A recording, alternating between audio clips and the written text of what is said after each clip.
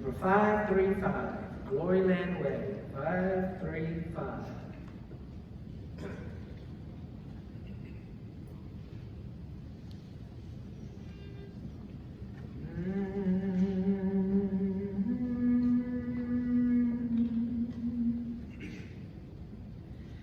I'm in the way, the bright and shining way. I'm in the glory land way.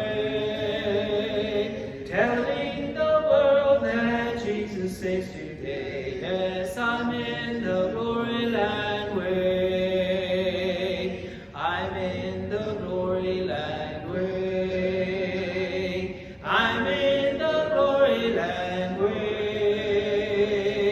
Heaven is nearer and the way groweth clearer, for I'm in the glory land way. Listen to the call, the gospel call today. Get in the glory land way. Wonders come home, oh, hasten to obey, for I'm in the glory land way. I'm in the glory land way. I'm in the glory land way.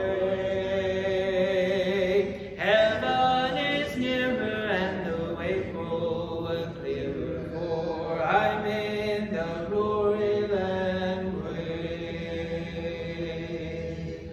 Onward I go, rejoicing in His love. I'm in the glory land way.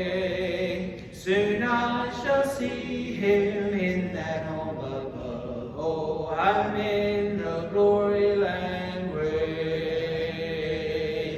I'm in the glory land way. I'm in the glory land way. Heaven is nearer and the way groweth clearer, for I'm in the glory land way.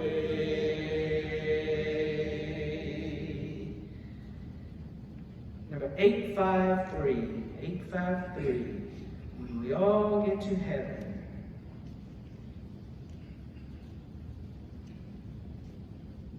I wanted to change this song to when we all get back to church. That'll be a wonderful time. Number 853, when we all get to heaven.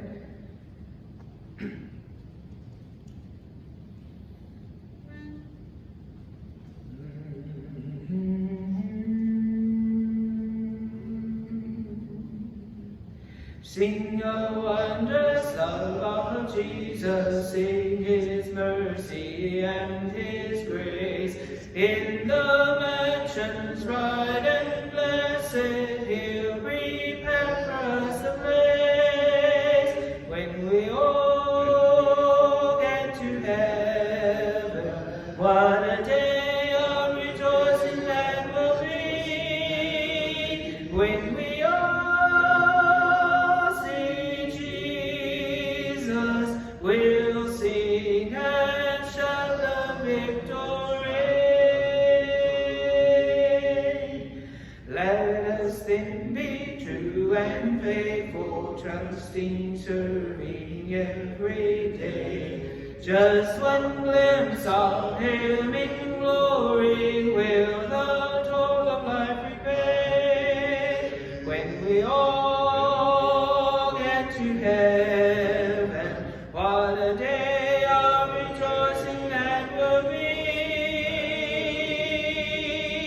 When we all see Jesus, we'll sing and shout the victory.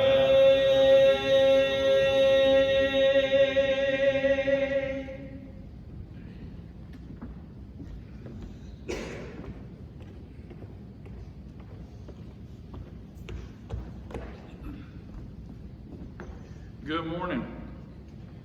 Thankful for you tuning in, being a part of our worship this morning. If you do have a songbook at your house, or you have the ability through digital technology, to pull up the song, I Know Who Holds Tomorrow. I want you to take a look at those words. In our songbook here at church, it's number 463. Number 463. If you did get a bulletin, you saw that we sort of gave you a little bit of the background of where this song came from, who wrote it, some of the details behind it, and then we included some of the words. And I just wanted to look at those briefly for just a moment as we begin our study. Ira Stanfield's who wrote the song, and he wrote the song in the midst of personal turmoil that unfortunately many people have gone through. What he was dealing with was his wife had pretty much decided she no longer wanted to be married to him, and that she wanted to go into a life that, for lack of a better term, was a life of sin. And he had studied with her and pleaded with her to reconsider what she had been taught from the Bible, and she refused. And therefore she left him, and he was sitting at his table one day alone, and he began to hum this melody. Being a songwriter, it was what he was doing to sort of pass the time. He was humming this melody, and he began to write down just some words that he was feeling that particular day concerning his own personal life and his full reliance on God now, seeing as he was by himself. He said it sort of removed one of the stumbling blocks out of his dedication to God. And so he wrote down these words: I don't know about tomorrow. I just live from day to day. I don't borrow from its sunshine, for its skies may turn to gray. And then he wrote these words at the end of the first verse that I want us to focus on at the beginning of our lesson today. I don't worry o'er the future, for I know what Jesus said. And today I'll walk beside him, for he knows what is ahead. Take your Bible and turn to John chapter 18. John chapter 18. I want us to look at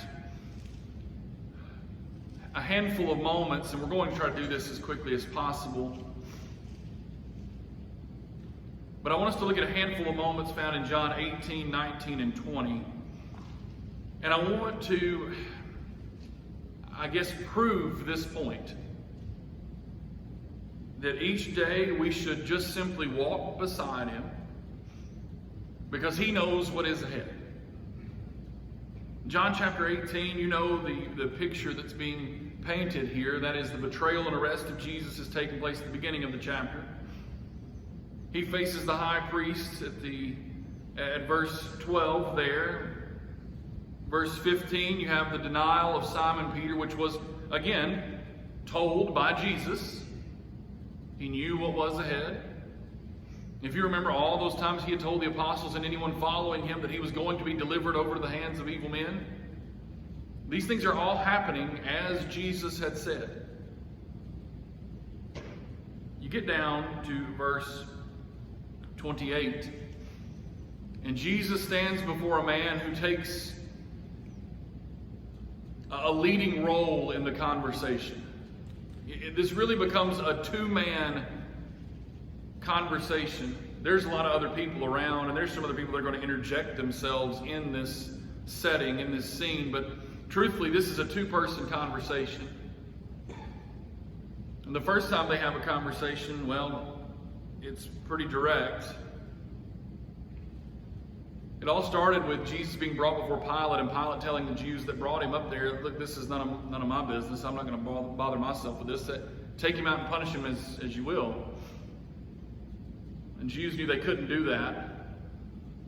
They couldn't do what they wanted to do, at least. They couldn't punish him enough. And so they needed the Romans to step in and to be a part of that. They needed the Romans to do something. So they had to come up with some way to get Pilate involved.